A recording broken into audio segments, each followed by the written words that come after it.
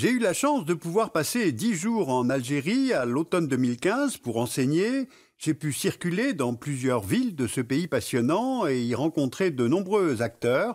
Donc je voulais aujourd'hui vous raconter ce que j'ai un peu compris de ce pays.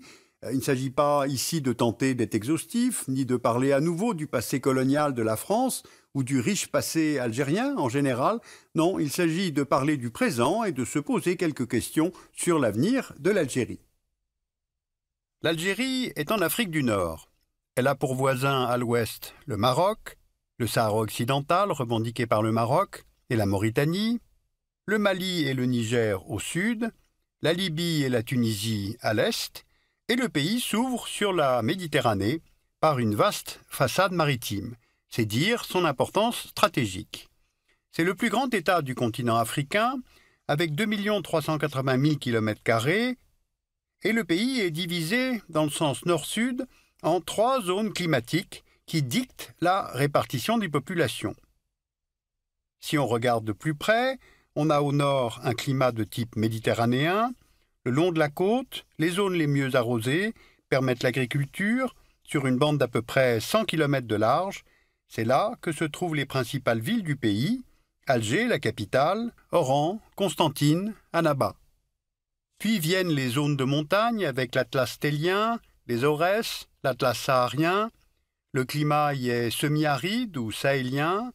Ce sont des zones de relief et de steppe qui permettent l'élevage des caprins et des ovins. Puis au sud, on trouve le climat du désert, c'est le Sahara. La zone est totalement aride et couvre les 5/6 du pays.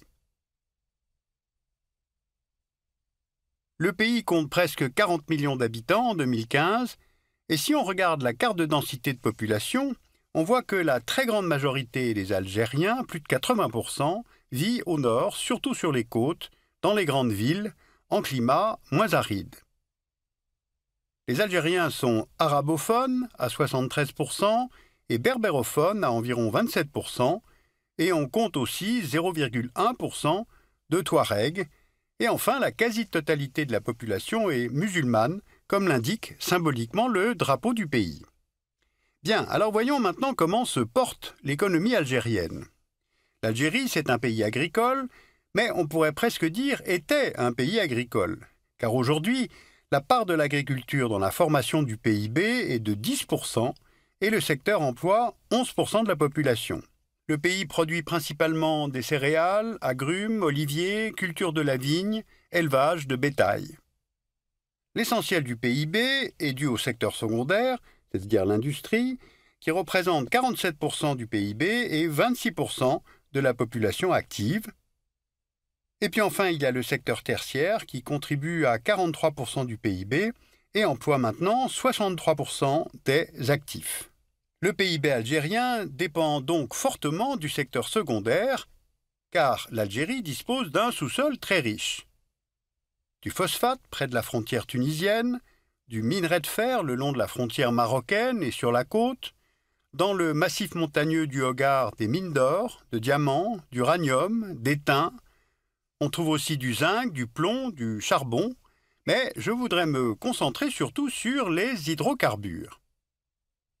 Voici les principaux gisements. Au sud, le bassin de Regan, dans l'est, le bassin d'Edgeley, puis celui de Hassi Berkin et le bassin de Hassi-Mel. Et du fait de ces ressources, l'Algérie est, pour la production, le 9e producteur de gaz au monde en 2014 et le 18e producteur mondial de pétrole. Et au niveau des réserves, elle est dotée de la 16e plus importante réserve de pétrole au monde et des 10e réserves de gaz. Au total, 95,5% des recettes à l'exportation algérienne viennent du secteur des hydrocarbures. L'Union européenne achète d'ailleurs 34% de la production algérienne de pétrole et 60% de la production de gaz, ce qui en fait son premier partenaire économique. Alors tous ces chiffres pour vous faire mesurer le très haut niveau de dépendance du pays à ce seul secteur. Or, la conjoncture a changé, car on observe 3 phénomènes depuis 2014. Les exportations sont en baisse suite à la réduction de la demande européenne, du fait de la stagnation économique, mais aussi du fait du ralentissement de l'économie chinoise. Résultat, les recettes d'exportation d'hydrocarbures algériennes sont passées de 32 milliards de dollars au cours des 6 premiers mois de 2014 à 18 milliards pendant la même période en 2015. Deuxième phénomène, le prix du baril est passé de 112 dollars en juin 2014 à 45 dollars en novembre 2015 et les cours ne sont pas amenés à remonter. Et enfin, les grands gisements historiques du pays sont de moins en moins productifs. Résultat, l'Algérie ne parvient pas à boucler son budget avec un baril à 45 dollars. Elle puise dans ses cagnottes, notamment le Fonds de régulation des recettes. Les réserves de change du pays qui garantissent sa solvabilité sont passées de 179 milliards de dollars en décembre 2014 à 160 milliards en juin 2015. La balance commerciale est déficitaire depuis le début de l'année 2015 car le pays importe pratiquement tout ce qu'il consomme. Alors des économistes algériens, ainsi que ceux du FMI, estiment que le pays peut tenir sur ses réserves pendant 3 ou 4 ans, pas plus. Dit autrement, l'Algérie a quelques petites années pour lancer des réformes de structure et orienter la diversification des investissements. Or, ces réorientations ne semblent pas du tout à l'ordre du jour. Regardez sur ce planisphère les bassins de gaz et de pétrole de roche-mère, appelés à tort gaz et pétrole de schiste, nos sources étant les données de l'EIA.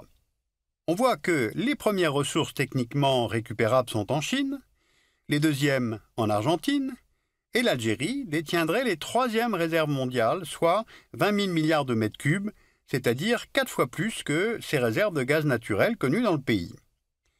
Voici la carte des principaux bassins de roche-mère en Algérie. Eh bien, face à une telle disponibilité de ressources, le Parlement a adopté une nouvelle loi sur les hydrocarbures et le gouvernement a lancé un programme de forage dans le Sahara. Les gaz de schiste sont donc retenus comme une option qui viendrait à terme augmenter la production d'hydrocarbures et donc les recettes du pays. Sauf que cette décision a déclenché dès la fin de 2014 des manifestations d'hostilité à l'extraction du gaz de schiste.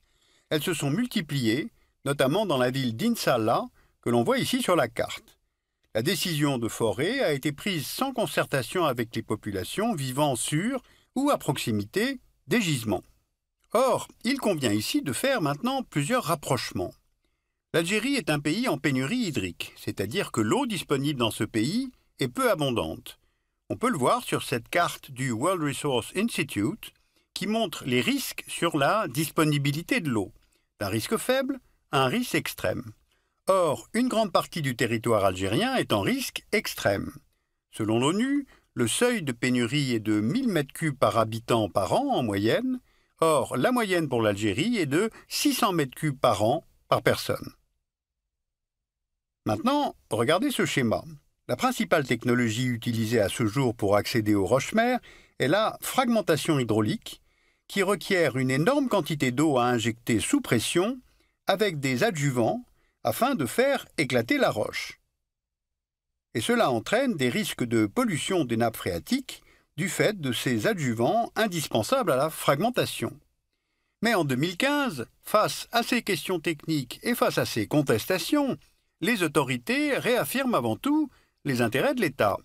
Or, faut-il vraiment laisser se développer un tel projet sans écouter les mouvements de contestation? Car si on regarde une carte régionale, on voit que depuis quelques années, presque tous les États voisins de l'Algérie sont devenus instables. Le Mali avec en 2012 cette tentative de former un deuxième État au sein du pays, nommé Azawad, par des mouvements touaregs et récupéré l'année suivante par des mouvements islamistes. La Libye, depuis 2011, et la chute du régime Kadhafi, où l'absence d'un projet politique a mené le pays vers la guerre civile. Aujourd'hui, deux gouvernements s'y affrontent, les milices islamiques de Tripoli et le gouvernement de Tobrouk, soutenu par la communauté internationale. La Tunisie, avec la chute du dictateur Ben Ali en 2011, le pays connaît ces derniers temps une détérioration de la sécurité et une multiplication des attentats. Et puis enfin, n'oublions pas que l'État islamique a annoncé qu'il allait désormais s'en prendre à l'Algérie. Alors il est difficile de mesurer si les revendications islamistes perdurent en Algérie, 15 ans après la fin de la décennie noire, Mais les frontières du pays sont immenses, dans le désert, donc ouvertes, et ce, dans une région en conflit et où circulent les armes. La prise d'otage en janvier 2013 dans le complexe pétrolier de In Amenas rappelle la porosité du Grand Sud algérien. Cette prise d'otage, revendiquée par le terroriste Mokhtar Belmokhtar, a entraîné la mort de 38 civils, algériens et étrangers, travaillant dans le complexe pétrolier, et la mort aussi des 29 terroristes. Alors on mesure bien par ces cas de figure toutes les fragilités, donc il y a des choix à faire. Dans un environnement géopolitiquement instable, l'Algérie peut-elle maintenir encore sa doctrine de non-intervention sur les théâtres extérieurs? Deuxièmement, est-ce bien le moment de s'engager dans l'exploitation des gaz de schiste, alors que le monde entier s'oriente progressivement vers des énergies post-carbone? Enfin, l'Algérie est un pays magnifique, un pays riche, mais son économie n'est pas saine. Forte dépendance aux hydrocarbures, on l'a vu, dépendance aux importations alimentaires, chômage massif chez les jeunes, une grosse partie de l'économie est informelle, donc on peut se demander pour qui l'Algérie est riche et pleine d'avenir. Vous pouvez aller voir l'exposition Made in Algeria, généalogie d'un territoire. Elle se tient à Marseille, au MUSEM, jusqu'en mai 2016. C'est l'histoire de la construction du territoire de l'Algérie avec des archives, des œuvres d'art et présentée pour la première fois des cartes qui viennent de la BNF et du service historique des armées.